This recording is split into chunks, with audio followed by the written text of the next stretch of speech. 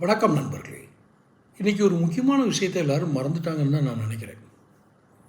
அது விஜய் செஞ்ச ஒரு தந்திரம் அப்படின்னும் கூட நான் நினைக்கிறேன்.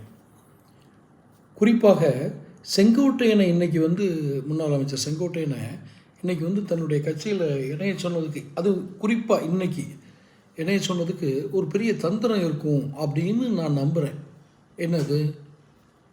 சேனல் சப்ஸ்கிரைப் பண்ணாதவங்க சப்ஸ்கிரைப் பண்ணிக்கோங்க, நோட்டிஃபிகேஷன் பில் பதிவு பண்ணிக்கோங்க.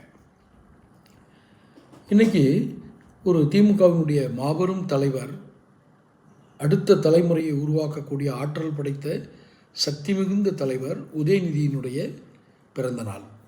உண்மைதானே? அடுத்த திமுகவே அவரை நம்பி தானே இருக்குது. நீண்ட அரசியல் அனுபவம் கொண்ட KN நேரு கூட உதயநிதி மகன் இருவரையும் நான் இணைத்துக் கொள்கிறேன், இருவரையும் நான் வணங்குவேன், அவர் வந்தால் கூட நான் தொண்டு செய்வேன் சொல்கிற அளவுக்கு ஒரு சக்தி மிகுந்த தலைவராக இருக்கக்கூடிய உதயநிதியினுடைய பிறந்த நாள் இன்று. திமுக எப்படி கொண்டாடி இருக்கோம்?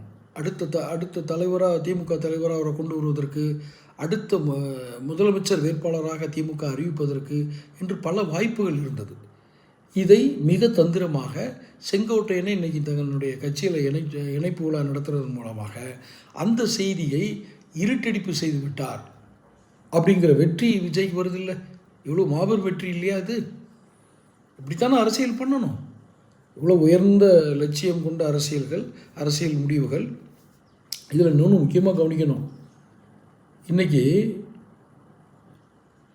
உதயநிதி தன்னுடைய பிறந்த நாளிற்கு அருளாசி பெறுவாரா, ஆசீர்வாதம் பெறுவாரா அப்படின்னு எனக்கு ஒரு டவுட்டு. இந்த ரெண்டுக்கு என்ன வித்தியாசம்? அருளாசி என்று வழங்கப்படுவது இந்து மத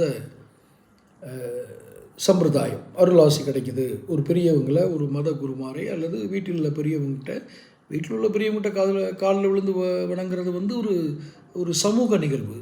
ஆனால் ஒரு சமயம் சார்ந்த ஒரு குருவிடம் போய் ஆசீர்வாதம் வாங்குவது என்பது அருளாசி. ஆசீர்வாதம் வாங்குவது என்பது கிறிஸ்தவ மதப்படி நடக்கக்கூடிய ஒரு சம்பிரதாயம். ஏன் கிறிஸ்தவ மதப்படி அவர் வாங்கணும்? ஏன்னா அவரை கிறிஸ்தவர்னு சொன்னவர், நானும் கிறிஸ்தவன் தான் அப்படின்னு சொன்னவர்.